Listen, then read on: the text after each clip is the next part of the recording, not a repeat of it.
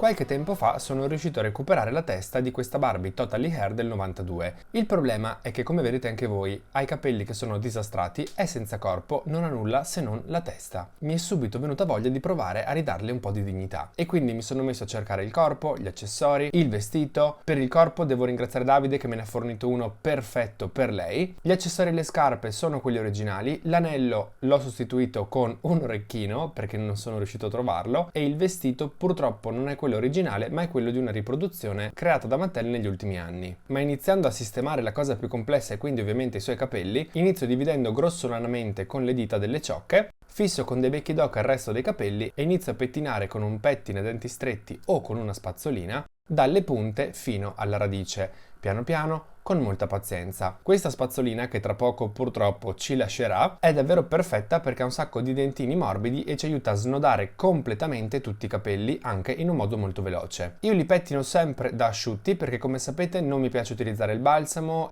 e mi trovo meglio a snodarli prima di lavarli. E infatti continuo a dividere le ciocche in modo molto grossolano e continuo a pettinare fino a quando non saranno completamente snodati. Quando vedo che la ciocca che stavo pettinando passa facilmente attraverso la spazzola, passo alla ciocca successiva. Mi raccomando, ciocche sì grossolane ma non troppo grosse, se no diventeremo matti. Meglio fare questo lavoro a piccoli passi, quindi a piccole ciocche, piuttosto di impazzire con tutta la capigliatura, anche perché molte volte, cercando di pettinarli tutti assieme, lasciamo un sacco di nodi nella parte più vicina alla testa.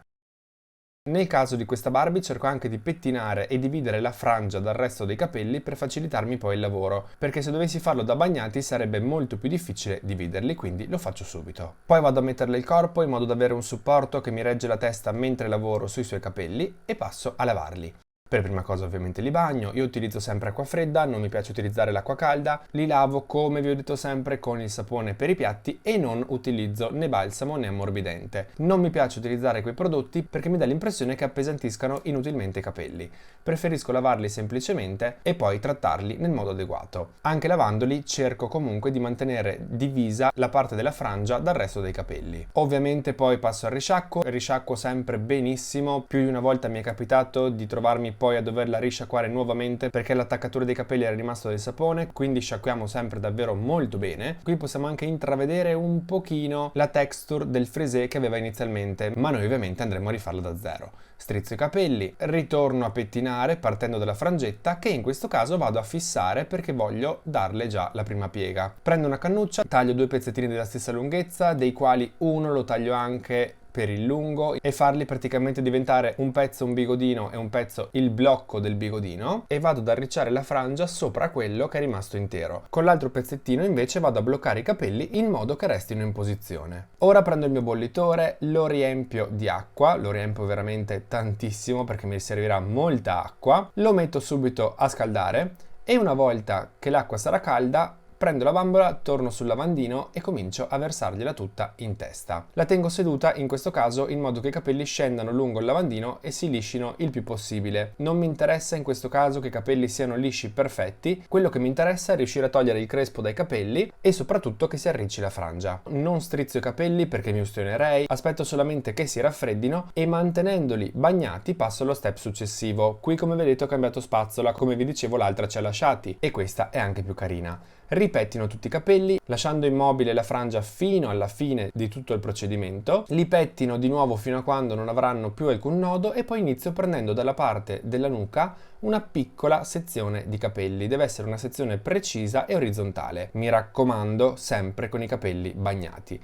Pettino bene, pettino benissimo anche la base e poi prendo la mia piastra frisé, in questo caso una piastra che ho acquistato da Lidl per 15 euro, e vado ad inserire la ciocca all'interno senza tenere la ciocca, quindi senza tenerla in tensione, e schiaccio bene anche la piastra. Passato qualche secondo tengo delicatamente la punta della ciocca, sfilo la piastra, perché se andassi adesso a tirare la ciocca con i capelli bollenti andrei a rovinare il frisé che ho appena creato. Aspetto qualche secondo e poi come vedete il risultato è praticamente perfetto. Ora non mi resta che proseguire nello stesso identico modo, quindi prendere la ciocca senza tirarla, inserirla nella piastra, schiacciare la piastra con le dita in modo che i capelli aderiscano perfettamente allo zig zag delle piastre e poi lasciar raffreddare.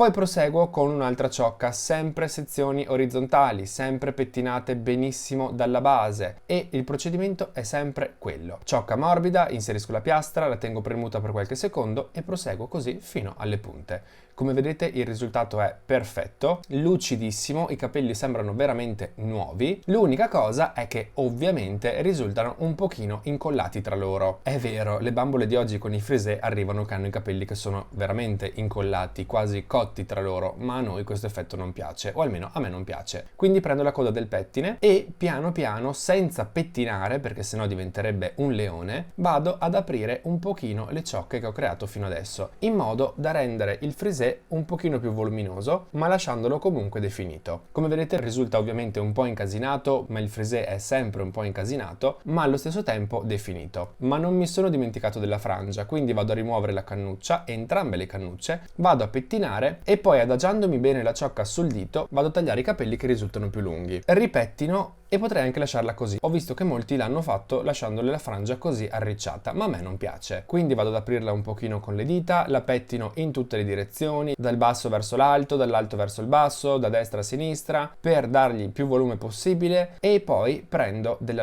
lacca molto forte, do un paio di spruzzate sul ciuffo e continuo a modellare con le mani fino a quando non sono soddisfatto del risultato. Ora non ci resta che vestirla, mettere i suoi orecchini, metterle le scarpe, l'anellino, che era un orecchino ma secondo me le sta bene, e questo ragazzi è il risultato finale. Devo dirvi che ci vuole un po' di tempo, ci vuole un po' di pazienza, sicuramente non è un lavoro immediatissimo da realizzare, ci vuole anche un pochino di accortezza, soprattutto dobbiamo stare molto attenti ad alcune cose, tipo a tenere sempre i capelli molto bagnati quando utilizziamo la piastra, o rischieremo di bruciarli completamente e di staccarli dalla testa, e soprattutto dobbiamo stare attenti a non bruciarci noi, né con la piastra né con l'acqua bollente. Il risultato non è sicuramente identico alla Barbie del 92, ma per essere una Barbie di recupero io devo dirvi che sono molto contento. Voi invece cosa ne pensate?